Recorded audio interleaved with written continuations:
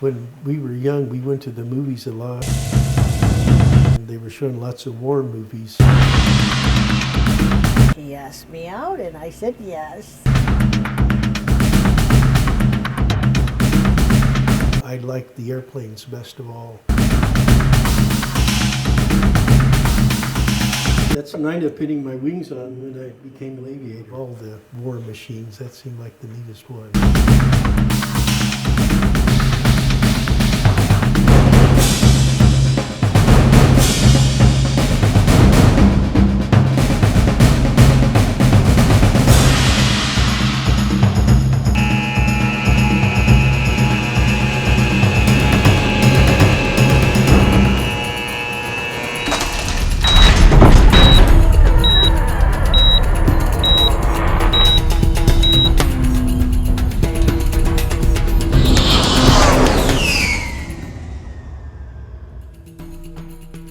The time was 0940 on the morning of November 18th, 1965, when Lieutenant J.G. William Dean Sharp was about to have the most incredible naval adventure of his young life. By the end of the day, his plane was hit by 57mm anti-aircraft battery, and he could only hope that after ejecting, he would land in the Gulf of Tonkin, where he might stand a better chance of being rescued if he could avoid capture by a Vietnamese junk.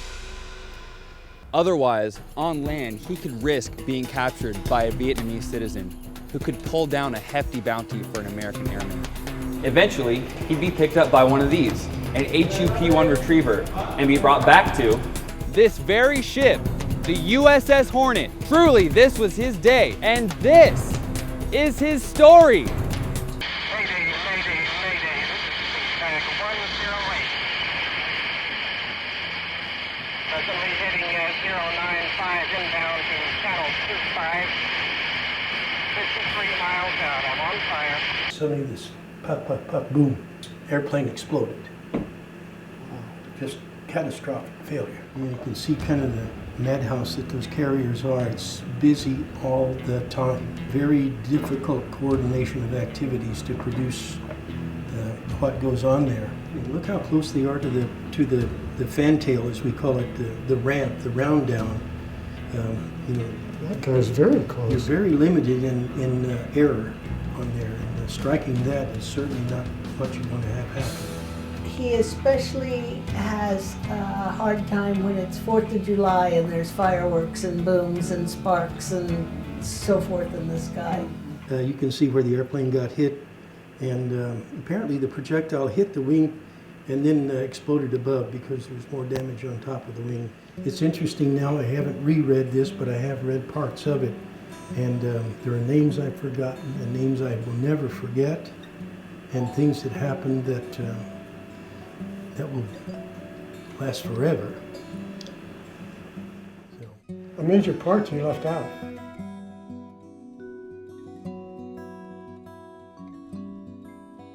Yeah, I even recorded what happened when I got shot down. You want to read that?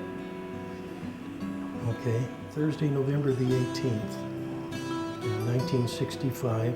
Said I had a night force cap this morning. I got back aboard on the first pass. That's the first try at landing at 0240 in the morning.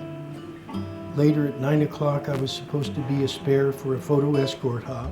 There was a minor strike scheduled at the same time with 2 F-8s acting as flak suppressors. One of the pilots overslept, so I went in his place. We went after some railroad cars and a storage area. The flak was extremely heavy. The A-4s made one run and departed. I circled around, made another run. As I was pulling off after this one, the other pilot called and said, "You're on fire."